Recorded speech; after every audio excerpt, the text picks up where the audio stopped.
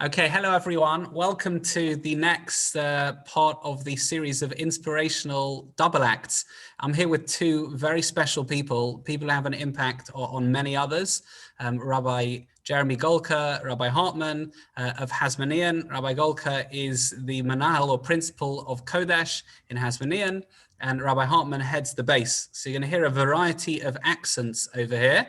I guess start just by saying what Hasmonean does, what the base does, some of the success that you've seen over the years in terms of boys and girls actually in the girls' school, but really growing, and kind of bringing their potential out. Hartman, go on after you, please. No, Rabbi Golker, go ahead. You're the whole school. Go ahead. The Hasmonean is a wonderful institution. It's been going for 75 years, founded by Rabbi Schonfeld. There are over 1,200 students across both sites, the boys' school and the girls' school. And the overriding mission statement, the objective of Hasmonean is to produce young men and women who are proud and passionate and practicing Jews. And at the same time as being learned, educated, inspired, they're also very able to make their way in their society in which they live and in the world which they're going to enter. And therefore they leave school with a rounded Kodesh Jewish studies education and with a very good secular education. And we're very proud of that. And thank God, year on year, we're producing, thank God, hundreds of students who we're very, very proud of. Right. Just full disclosure that myself and Rabbi Golker are both, alumni of the school. We look back fondly. I can see the variety in my year, actually. Rabbi, fine, if I might add that you were the head boy, so you weren't just an alumni. You were a very prestigious alumni. And I think Rabbi Hartman in a past life, maybe. In a previous incarnation, perhaps. There's definitely some Hasmonean blood in there. Rabbi Hartman, do you want to just say what the base is, what it does? It's a revolution in the school, isn't it? The base says, in short, it's Reza de Entra, the way you say it in Yiddish, is that to prepare the boys, I'm speaking about the boys because that's what the base is about, for yeshiva and for life. And if it really boils down to something very simple, that they should have a clarity to answer the following question: what's so great about being Jewish? What's so special about being a Yid?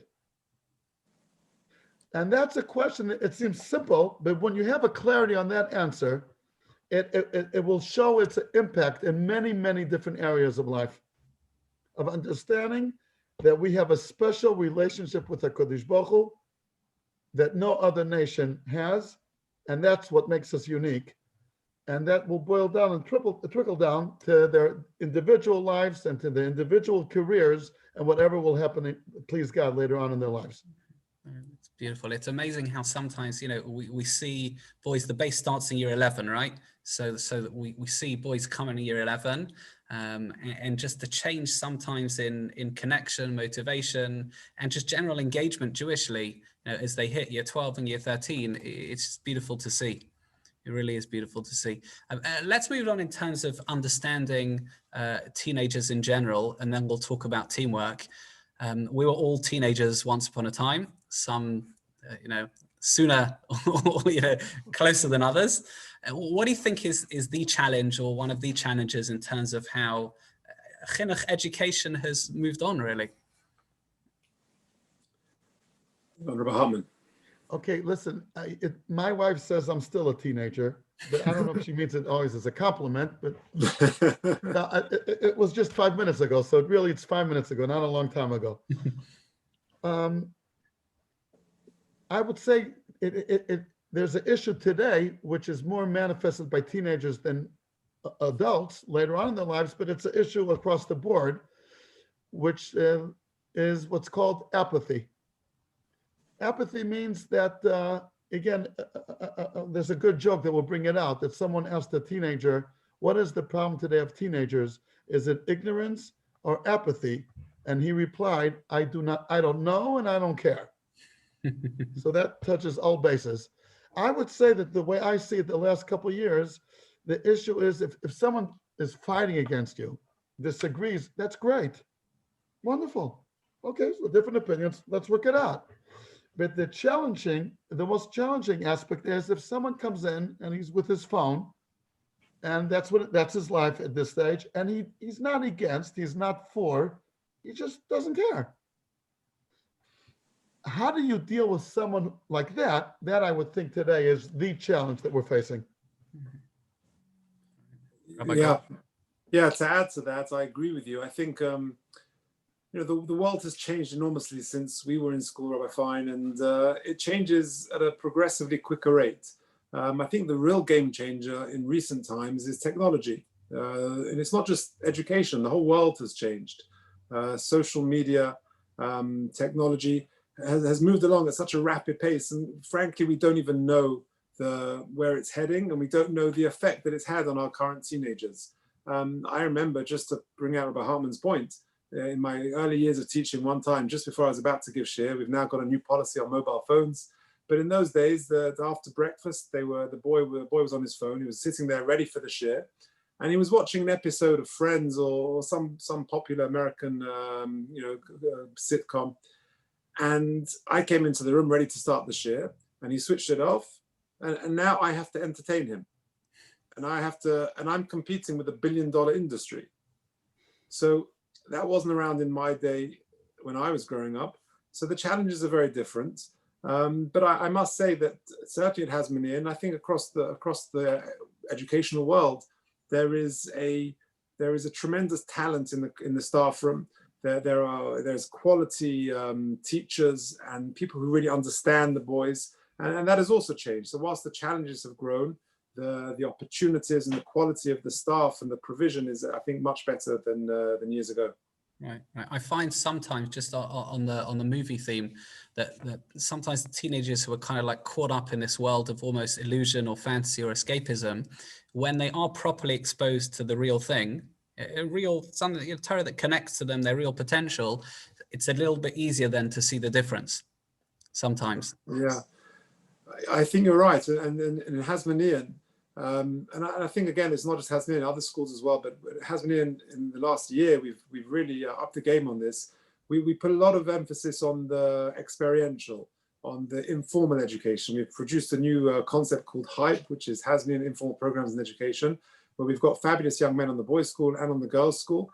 And in addition, it's complementing the formal Kodesh provision. They're meant to inject a sort of a fun aspect of life in school. Hasmonean students are happy students. They enjoy being in school. Right now in lockdown, they're not enjoying it. We're delivering everything online. It's the same lessons, but they love the camaraderie, the fun. And that's very important. I know when I debrief with the shir that I give, I teach year 12 in the base program under Rabbi Hartman. And when I debrief at the end of the year, I give, shiurim, I prepare hours and hours and deliver hours of shiurim. And when I debrief at the end of the year, what did you enjoy? What was the most? They talk about the Friday night they came to my house when we have the Shabbos meal together. And they talk about Purim in my house. And I say to my wife, you prepared the meal and you made the Purim. And I sat there for months and months preparing shiurim and you win. Right? It was not fair. But I think that's the point of I find that they see, what do they see about that Shabbos meal? They come into your Rebbe's home. They see the beauty of a Torah home. They see the genuineness of it, the warmth, the fun, the respect, and you can't imitate that. You can't fake that. Yeah, beautiful. Let's just move on to the last segment. The series is called Inspirational Double Acts. Let's talk a little bit about working together. So I know we have I'm privy and privileged to be part of a fantastic team in Hasmonean in the base. A lot of different characters, a real different, a nice eclectic mix. What do you think are the top tips in terms of working together? Things you've picked up along the way, working with a team, whether people who you always agree with or sometimes minor disagreements. What are your top tips in that way? This is going to be different. Rabbi Hartman, we've never disagreed, so this is going to be a big challenge. What is it, 15 years and not a single disagreement? I would say, if I'll take the age before beauty, I would say that the most important key is confidence and trust in your colleagues. That you know that they're good. You may disagree, which is perfectly expected, but that that deep down there's a confidence, and he's good or she's good at their job. They're good. They're competent. They know what they're doing. Okay, there could be different approaches, but I know for sure that whatever they're doing is not a foolishness or coming from a lack of understanding. They do have understanding, and they do have the professionalism to do it. And once that's the basis, then I think that's the most important tip, at least the first one, for a team to work together. Mm-hmm. I agree with that fully, and there's certainly that in school. Baruch Hashem, we have a tremendous staff room, a dream team on both schools, the girls' school, the boys' school, really, which is exceptional. If I could just add that there's a wonderful essay. Rabbi Sacks's book on leadership is phenomenal, and he has one essay on Parshas Devarim where he quotes a very well-known TED talk. Simon Sinek gives a TED talk where he says, "Start with why." When you have an educational program, or you have a company or anything, the question is always start with why. What does he mean? Rabbi Sacks quotes, I think, a French poet who says that if you want to build a ship, a much more effective way of going about it is not to instruct your workmen to start collecting wood and start building, but you tell them about the endless immensity of the sea. And I think the point is that there is a shared vision amongst the staff of Hasmonean. I always say, if a member of staff would win the lottery, they'd still be in the school the next day. Maybe they'll drive a different car, but they'll still be in school the next day because they're doing it because there's a passion. There's a passion to transmit, to educate, to inspire the next generation. And that's I think, shared across the board. It's a shared mission and a privilege. It's not just a job. It's a privilege to teach Torah to the future of Klal Yisrael, to the future of Anglo Jewry. Yeah. I wonder also if the students feed off that. In other words, they see a cohesion. They see a kind of a united staff. They feel part of almost the culture. Definitely. Yeah. I would just add just one more point to what Rabbi Golker is saying as well. That when you want a line next to you, you got to suffer the roar. Namely, you want a line, so they're not going to be yes men. They're going to be yes men. There won't be a line. Now, since the staff and the base, for sure, I could say, are lions, so each one has his own roar, but that's part of the package. Understand.